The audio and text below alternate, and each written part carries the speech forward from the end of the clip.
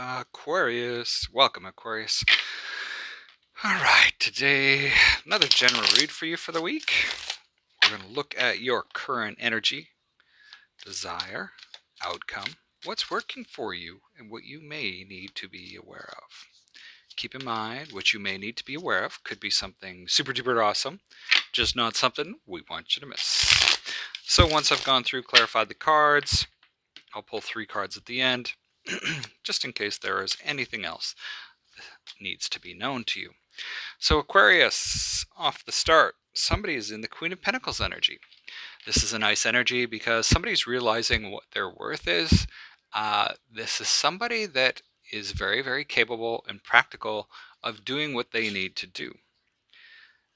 In your desires, we have the Nine of Pentacles show up.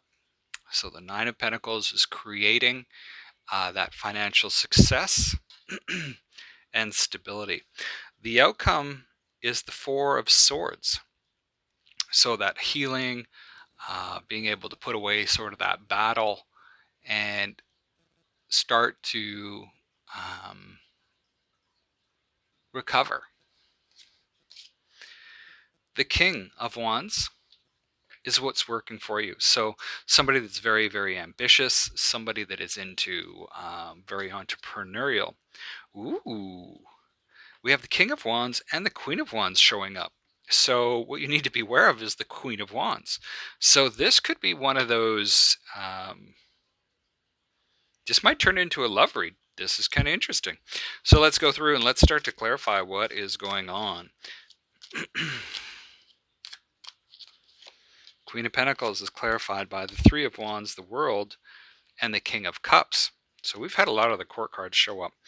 As you're in this energy of understanding what you're worth, what you're capable of, we see that you're embarking on a new journey that can be giving you the success that you are really desiring. And this is coming through being wise with your choices and really sort of taking control of sort of the emotional component of everything. So this takes us to the Nine of Pentacles. I just had 3 cards pop out into my lap, and I'm going to take them. So we have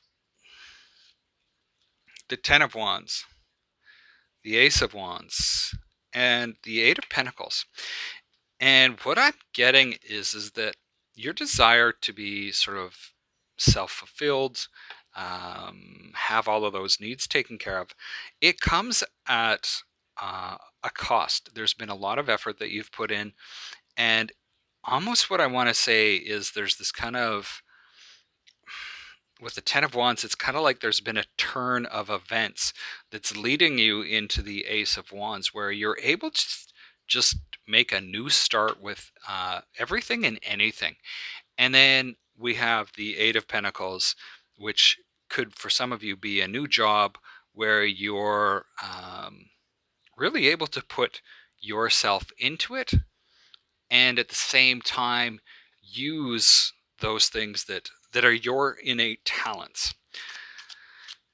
Which makes sense to bring this to the Four of Swords, where, you know, this hard work can actually be kind of put down. The Four of Swords is clarified by the Ten of Cups, the Hierophant, and the Two of Swords.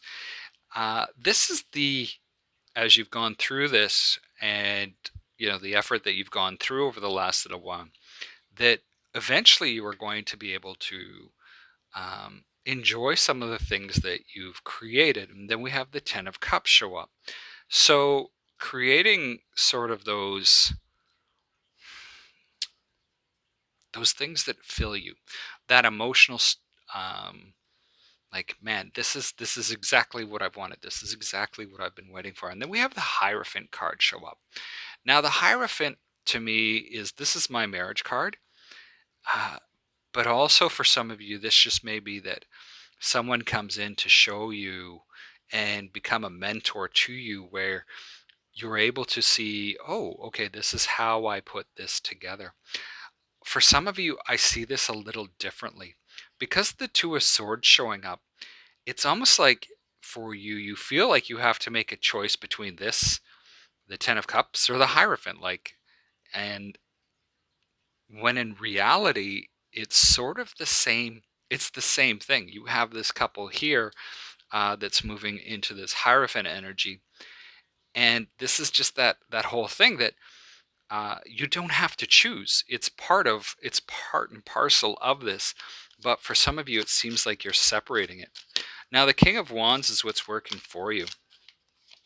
King of Wands is clarified by the Nine of Wands, the Three of Cups, and the Page of Wands. Keep putting in the effort that you're putting in. Putting that effort in seems to make you happy. It also seems to bring about the success of what you're wanting. And there's good news that keeps coming in with respect to that. Well, you need to be aware of the Queen of Wands. So why would we need to be aware of your match? Oh, how nice. So the Queen of Wands could be bringing in some type of romantic love offer for you that maybe creates a little turmoil in your world and at the same time creates a little bit of heartache.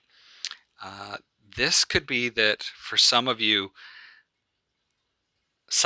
may be moving on from a heartache, and this Queen of Wands is coming in to bring you sort of her love. So kind of an interesting piece there. The last three cards: the Star, the Three of Pentacles, and the Five of Swords.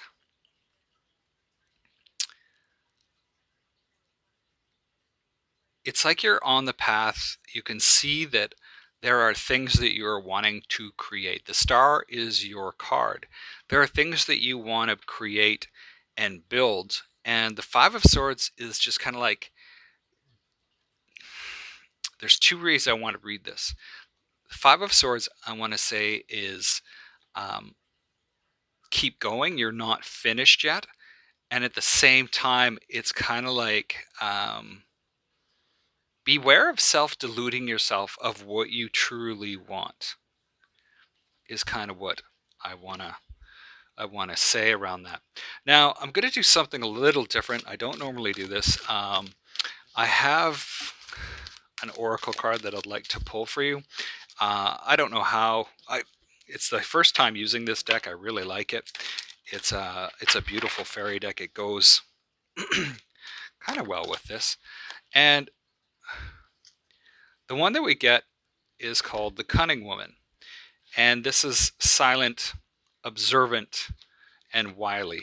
And the Cunning Woman says this: now is not the time for talk or action. It is time to be independent, watchful, and intelligent. This being holds within her specific knowledge the value of silence and watchfulness. Her message is to you to watch and observe what people and beings around you are doing.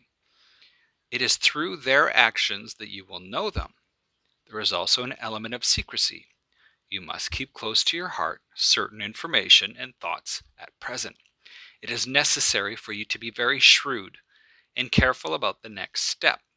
And this is not a bad thing.